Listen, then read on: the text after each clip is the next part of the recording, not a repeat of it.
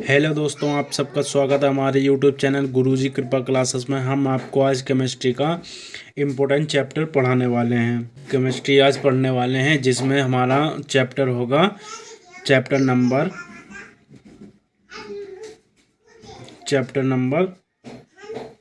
5। Chapter number 5 में हमारे पास है उपसंयोजन यौगिक। जो हमारे पेपर में 7 नंबर के क्वेश्चन लाता है। इस चैप्टर से हमारे पेपर में हमारे चैप्टर 2024 और 25 में आने वाला है। आप सभी को इसमें इम्पोर्टेंट क्वेश्चन कराने वाला हूँ। जैसे कि पहला क्वेश्चन है इसमें, क्या होता है जब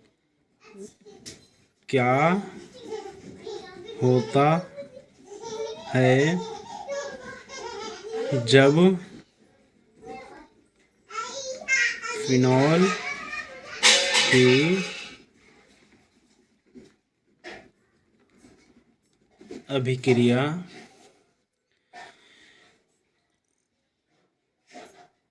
अभिक्रिया Zn चूर्ण से कराते हैं तब हमारे पास क्या बनता है। इसमें देखिए, जब हम फिनॉल की अभिक्रिया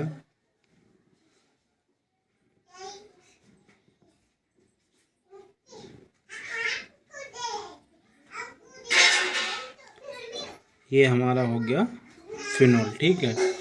जब हम फिनॉल की अभिक्रिया प्लस Zn यानी कि जिंक से कराते हैं तो हमारे पास क्या बनता है। Zn की अभिक्रिया हम कराते हैं तो हमारे पास बनता है बेंजीन।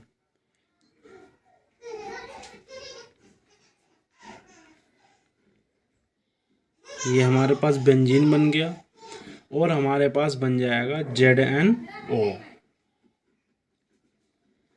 आपको इसमें क्या लिखना है, आपको सिर्फ जैसे कि इस पेपर में पूछा गया क्या होता है जब फिनॉल की अभिक्रिया Zn चूर्ण से कराते हैं, तब आपको ये बनाना है फिनॉल। ये हमारा फिनॉल बनाना है। यहाँ पे जिंक के ऊपर OH लगा देते हैं, फिर प्लस Zn कर देते हैं। फिर इसमें हमें बताना होता है कि क्या बनता है। ये वाला सिर्फ बताना होता है जो इससे बनता है। जैसे कि इसमें बेंजीन बना, उसके बाद जो बनता है इससे हमें कोई लेना देना नहीं, Zno से कोई लेना देना नहीं, ठीक है। तो हमें यही बताना होता है, ठीक है। तो हम आपको 1-2 और क्वेश्चन कराते हैं, फिर कल से हम अपनी क्लासेस अच्छे से चलाएंगे, ठीक है। तो हम आपको एक और क्वेश्चन कराते हैं उपसंयोजन का, ठीक है। उपसंयोजन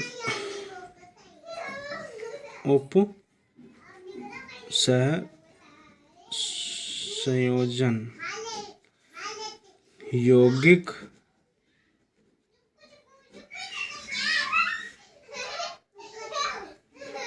क्या होते हैं, ठीक है। तो हमें बताना है उपसंयोजन यौगिक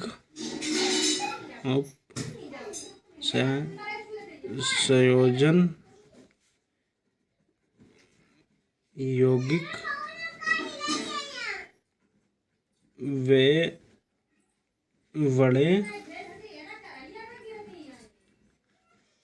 अनुभार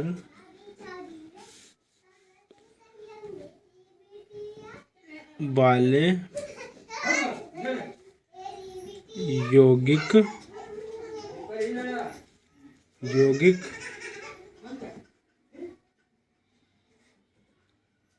जिनके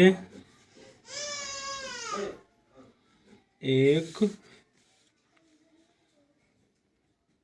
समूह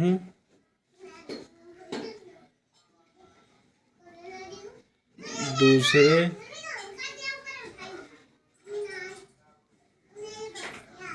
समूह को एक इलेक्ट्रॉन युग्म दान करके उपसह उपसह संयोजन यौगिक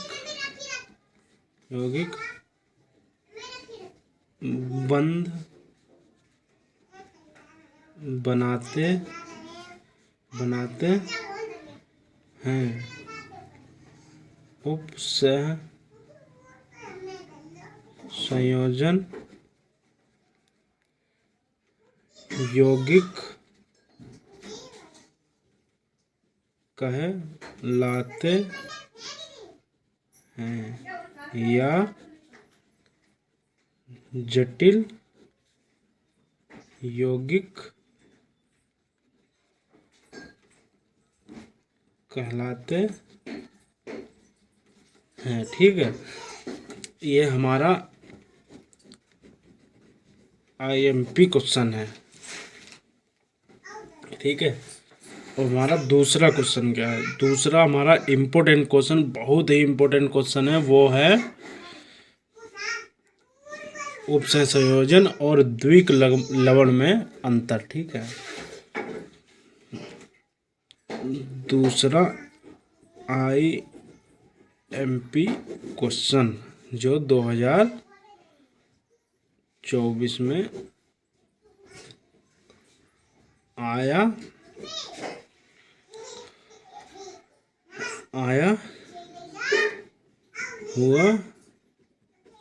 हुआ है। ठीक है, देखिए दूसरा वाला क्वेश्चन क्या हमारे पास है? उपसह संयोजन और द्विक लवण में अंतर। ठीक है,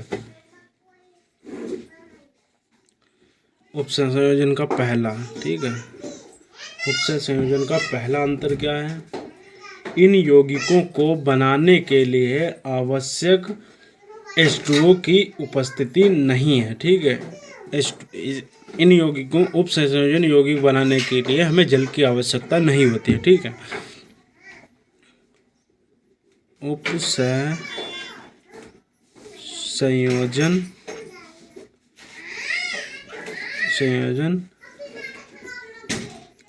यौगिकों को बनाने के लिए जल H2O की आवश्यकता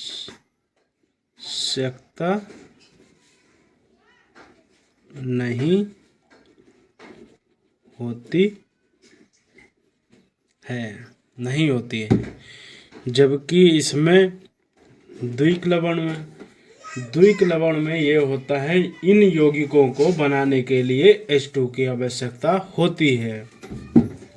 द्विक लवण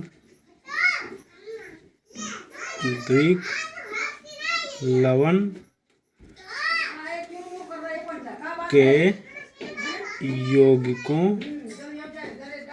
यौगिकों को बनाने के लिए जल H2O की आवश्यकता होती है। ठीक है, इनको बनाने के लिए जल की आवश्यकता होती है। ठीक है, अब हमें दूसरा अंतर लिखना है इसमें उपसह संयोजन वाले में। उपसह संयोजन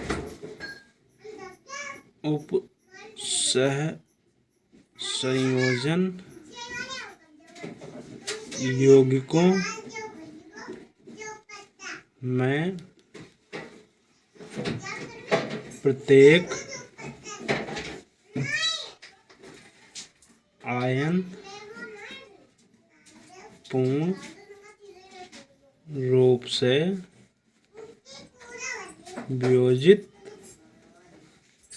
वियोजित नहीं होता है। और द्विक लवण में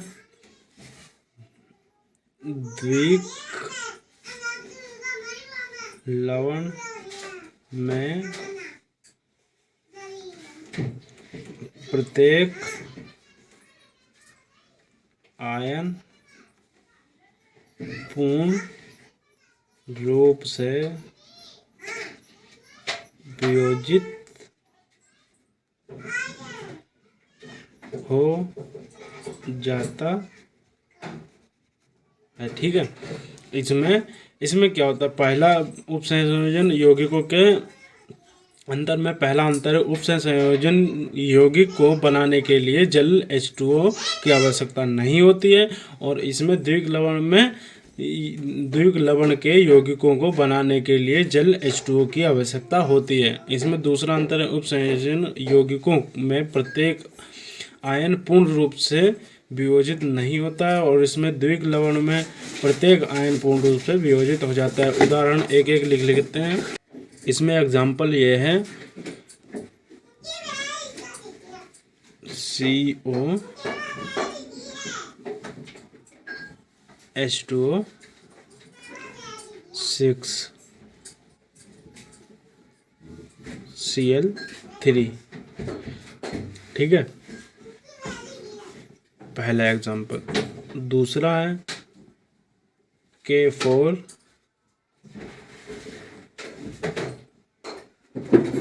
FeCN। इसे हम CN को साइनाइड कहते हैं। ठीक है, 6 बड़ा ब्रैकेट। ठीक है,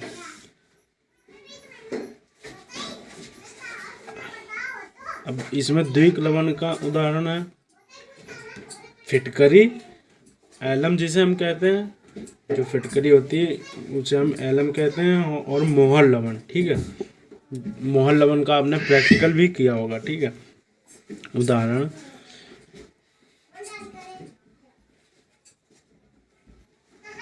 एग्जाम्पल में क्या होगा, फिटकरी।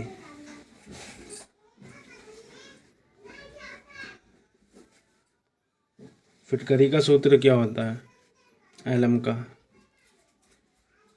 K2SO4Al2। ठीक है, SO4 और फिर होता है SO4 324H2O। ठीक है, और इसका मोहर लवण का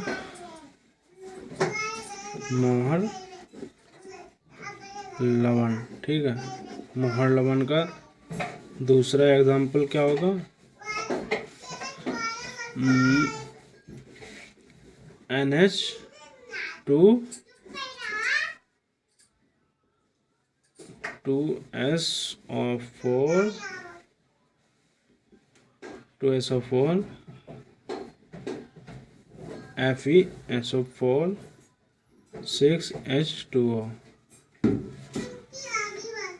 ये हमारा मोहर लवण का क्वेश्चन है और ये हमारा फिटकरी का है। ये द्विक लवण है और ये है उपसंयोजन यौगिकों का। आज हम इतना ही पढ़ेंगे, कल से आपकी अच्छे से क्लासेस चलेंगी। आज कुछ टेक्निकल एरर है, इस वजह से आपकी सही से क्लासेस नहीं चल पा रही हैं। ठीक है,